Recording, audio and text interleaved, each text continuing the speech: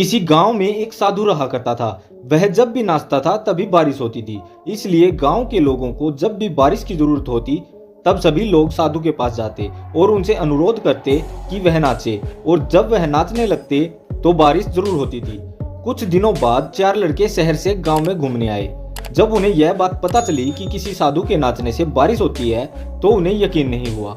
शहरी पढ़ाई लिखाई के घमंड में उन्होंने गांव वालों को चुनौती दे दी कि अगर हम भी नाचेंगे तो बारिश होगी, और अगर हमारे नाचने से बारिश नहीं हुई तो साधु के नाचने से भी बारिश नहीं होगी। अगले दिन सुबह सुबह गांव वाले उन चारों लड़कों को लेकर साधु की कुटिया के पास पहुंचे।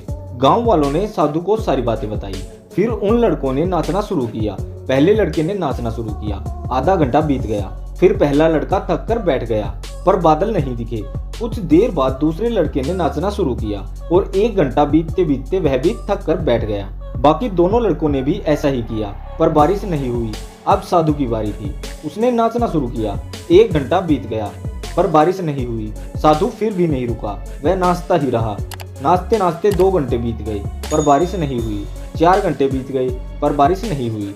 लेकिन साधु तो रुकने का नाम ही नहीं ले रहा था।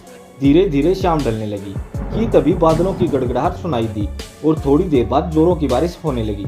यह देखकर चारों लड़के दंग रह गए और तुरंत साधु से क्षमा मांगी।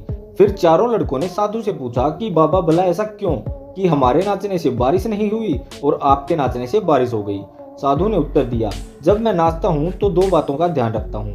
पहली बात तो मैं यह सोचता हूँ कि अगर मैं नाचूंगा तो बारिश को होना ही पड़ेगा, और दूसरी यह कि मैं तब तक नाचूंगा जब तक कि बारिश ना हो जाए। सफलता पाने वाले में भी यह गुण विद्यमान होता है। वे जिस काम को भी करते हैं उसमें उन्हें सफल होने का पूरा भरोसा होता है, और वह तब तक उस काम को करते हैं जब तक कि उसमें सफल ना हो जाएं। इसलिए अगर हमें सफलता हासिल करनी है तो इस साधु की तरह ही अपने लक्ष्य को प्राप्त करना होगा। धन्यवाद।